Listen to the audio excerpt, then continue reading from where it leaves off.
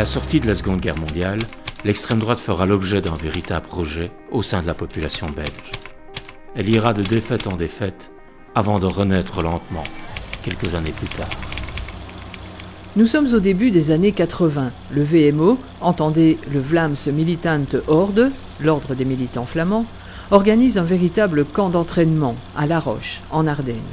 Le VMO, un groupuscule paramilitaire nationaliste qui défend des idées d'extrême droite, un parmi d'autres. Alors du côté flamand, il y a le VMO puis le Voorpost, qui sont connus évidemment pour leurs promenades violentes dans les communes de la frontière linguistique et les fourrons. Du côté wallon et bruxellois, il y a le Front de la jeunesse qui est créé par quelques étudiants d'extrême droite de l'Université de Liège et des personnes gravitant autour du magazine Nouvelle Europe Magazine, feuille d'extrême droite. Des membres du Front de la jeunesse participeront ensuite à la création du groupe néo-nazi Westland New Post.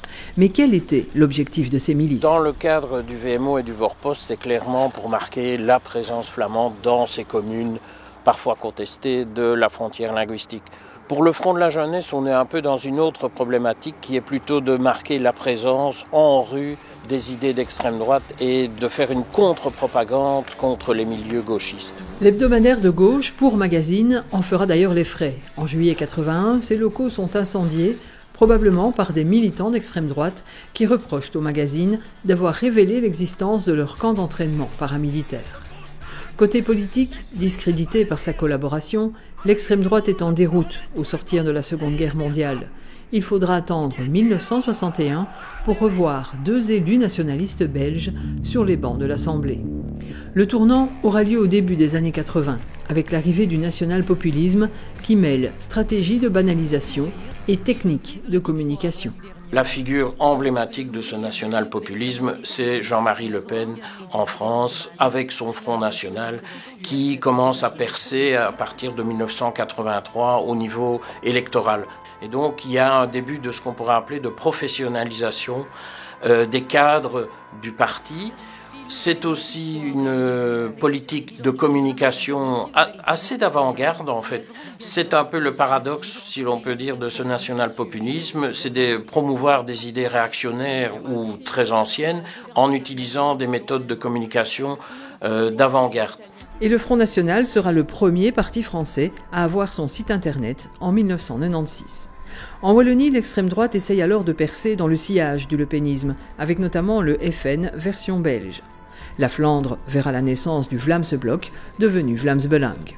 En 1984, le bourgmestre PRL de Schaerbeek, Roger Nols, s'inspire très clairement des méthodes de Jean-Marie Le Pen, qui l'invitera même dans sa commune. Roger Nols s'inspire de la stratégie médiatique de Jean-Marie Le Pen.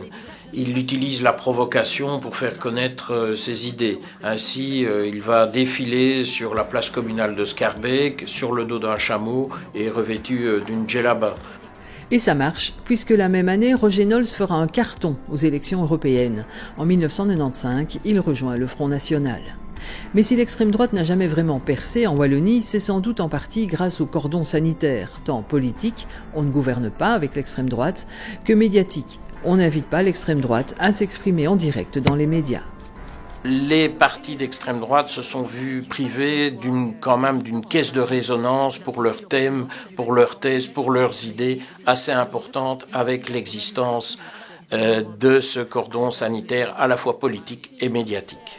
Il n'en va pas de même en Flandre où le Vlaams Belang rencontre un succès électoral grandissant, y compris auprès des jeunes. On peut aussi s'inquiéter de l'importance accrue de l'extrême droite dans bon nombre de pays européens.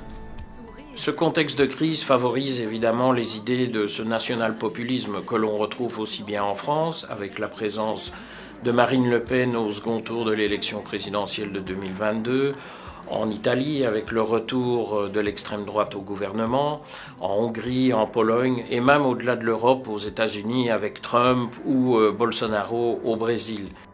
Début 2022, l'extrême droite dirige 3 pays de l'Union européenne, mais sa présence s'étend comme une tache d'huile sur une grande partie du vieux continent.